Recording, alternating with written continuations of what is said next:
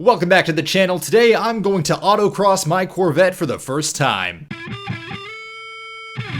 Alright, so let's start with your first question of why doesn't this audio match the video? Well, I was filming this at 6:30 in the morning on a Sunday and I am not a morning person. So for those of you who aren't aware, basically autocross is like a big cone race course that they set up in a large parking lot, and then they time how quick you can get from the start of the course to the end of the course. It's relatively low speed, it's very dependent on driver skill, but it's a good entry-level way to performance driving that doesn't put as much stress on your car as a full-blown track day. Also known as, I could use this as a shakedown prior to running the car on the racetrack to make sure nothing was going to blow up. But what I'm explaining is that I was fixing the car through the day prior to this due to the snapped intake manifold bolt that I covered in a previous video, and to my surprise, when I went to register the night before for this event, they had closed pre-registration and had changed it to pre-registration only. So I did what any responsible person would do and decided to make the 45-minute to hour drive anyhow, knowing that on a Sunday morning there would at least be nobody else on the road, so I could at least have a fun drive. But instead I ran into my first issue with this car, even though I quote-unquote fixed it the day before.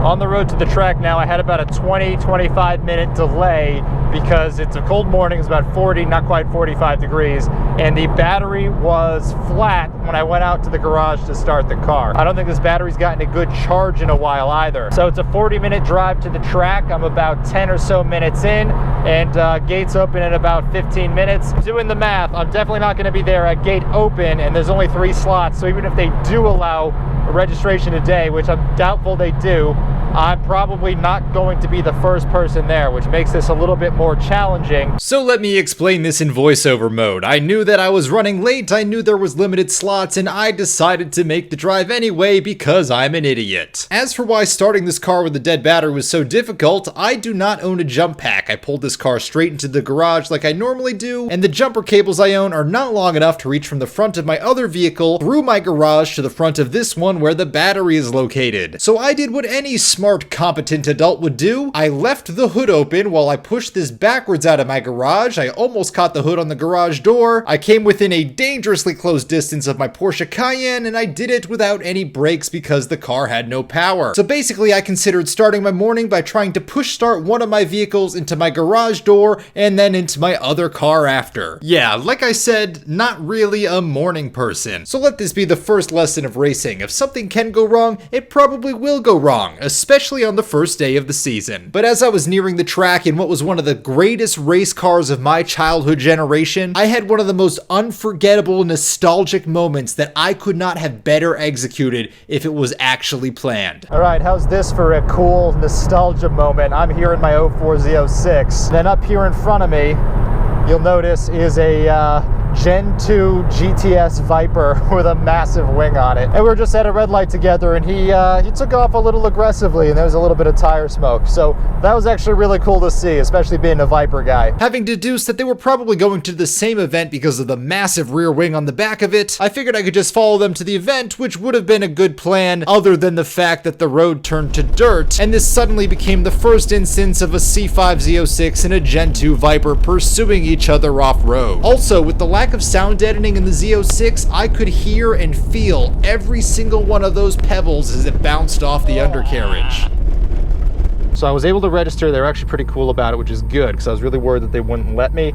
I already got my helmet through tech. I've got my tape letters on the side. I removed all the loose stuff in my car, and we're gonna see what else I failed for because I'm not sure, and it's been 5 years since I've done this. Past tech inspection, the only thing I missed was that I didn't pull the floor mats out. If you do have floor mats, even if they're secured from the factory with some sort of a hook, make sure you pull them out. Otherwise, they will fail you for that because of the risk of it going under the pedal and locking a pedal in place. Other than that, I'm ready to go to the driver's meeting and walk the course. Once again, I have no footage of this because the only thing I'm worse at than driving is making YouTube videos, but there is a course they set up with cones, like I previously said, and prior to anyone driving on it, you are allowed to walk around the course, try to learn it, sight it out a little bit, and regardless if this is your first or your 100th event, I would spend as much time as humanly possible possible learning that course. The other thing is that these autocross events are volunteer runs, so everyone who drives also will have a quote-unquote working shift, where you're basically standing at one of the stations and running out to pick up cones that other people have knocked over. So once you've passed tech inspection, you have your work shift assigned, you've walked the course, then they will start doing runs and everyone begins to line up. Now, like I said, my battery died that morning, so the constant stop-start made me a little bit nervous. The other thing you'll notice while I'm waiting here online is that there is legitimately every type of vehicle that does this. Every time I go to one of these events, it is always a different lineup of cars and it is all makes and models. If you're thinking about getting into this for the first time, don't feel like you can't do it because of the car you drive, because this is a community for a reason, right? All these people are here because they're enthusiasts and because they're trying to have fun, and they would rather see you out here having fun in like a Ford Focus or a Prius than not using your car ever and having it rot away in your garage. So when I'm looking down this row of cars and I see a built S2000, an Audi R8 V10 Plus, a couple newer Corvettes, a Dodge Viper, it's easy to fall into that mindset of, oh, I'm not fast enough or good enough, or I don't have enough money to compete in this as a hobby. But this is a sport of driver talent. It doesn't matter what car you have, this is going to prove who can drive it and who can't. And you're going to find out very quickly on your first time that you're not nearly as good as you thought you were anyway, and that a Miata is much faster than your Corvette. But let's just see how terrible I am by watching my first run. Now, for those of you who are newer to my channel, I've repeatedly said this before, but I've had a very serious traumatic brain injury previously. This is my first time doing a driving event since that head injury. This is also a new car to me. And if you're not aware, Autocross makes a new course every time, so I don't know this course either, so I pretty much treated this first run like a sighting lap. I wasn't pushing this 100%. I wanted to make sure I knew the course layout, and beyond all that, I wanted to make sure my head was okay. I wanted to make sure I wasn't going to get dizzy and put anyone else at risk, and that I wasn't going to give myself a massive migraine by pushing it a little bit harder. So as you can see, I'm being extremely cautious here. I had traction control fully on, and I just wanted to make sure that I was being safe. This was also less than a year after I broke my ankle, so that was still very much bothering me when I filmed this. But overall, how'd I do? Well,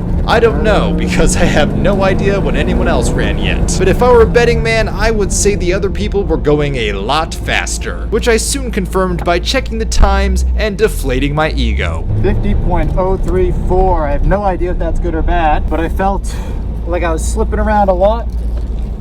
Oh, the scrape. So we'll find out. So, spoiler alert, that was pretty bad. Yeah. So the bad news is I was abysmally slow. The good news is so were most of the other people who were complete noobs, including most of the cars that you would think would be the heavy hitters. Most notably, I was right on pace with that Gen 2 Viper, and I was right on pace with that Audi R8. In fact, I was running faster times than the R8 based on this initial pass, which I am just as surprised as you guys are. But obviously there was a lot of room for improvement. So now that I knew the course, I was a little more confident in the grip level that this car would have. I waited for my next run time, lined it back up, and ran it again. Some noise.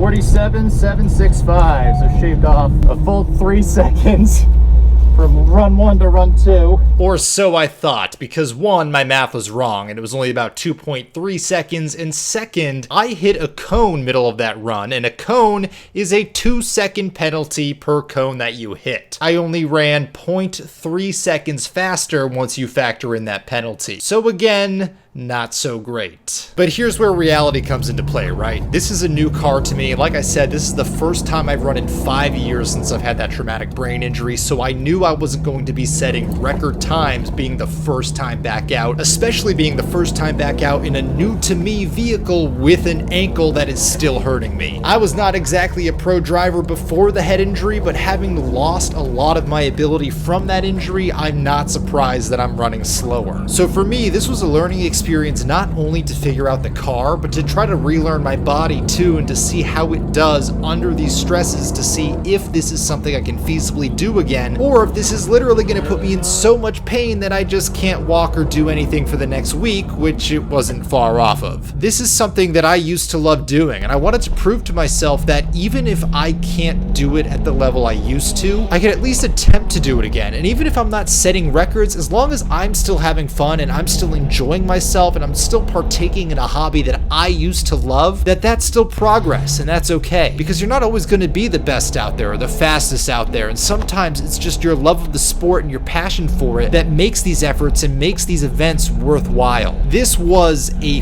full day event, especially with almost 70 cars participating, and I still got 9 runs in over the course of that day. And even though that Gen 2 Viper had a couple modifications and was in a faster class, I was still going back and forth with him for the bulk of the day for who was running a faster time. I ended up outrunning the R8 by a significant margin. And did I make a lot of mistakes? Yes. Did I find out a lot of places where I needed to dial in this car because it was very sloppy and unpredictable? Absolutely. But did I have a blast doing it as I slowly chipped away at my times? You bet your ass I did. Right up until the point that I realized that I was outrun by 14 separate Mazda Miatas. Let's be real, we all knew that was gonna happen. I've done this before. Miatas are always the best at these events. But over the course of the day, I improved from a 50.034 to a 45.698, which is a 4 1/3 second improvement, which is absolutely huge. I had a ton of fun at this event, and if you're a car guy looking to really learn your car for $50 to $70, you can't do much better than a day of autocross. So with that said, let's jump to some closing thoughts. I definitely made some improvements over the day. I think we picked up a lot of pace. I think I smoothed out a lot of lines, but I was still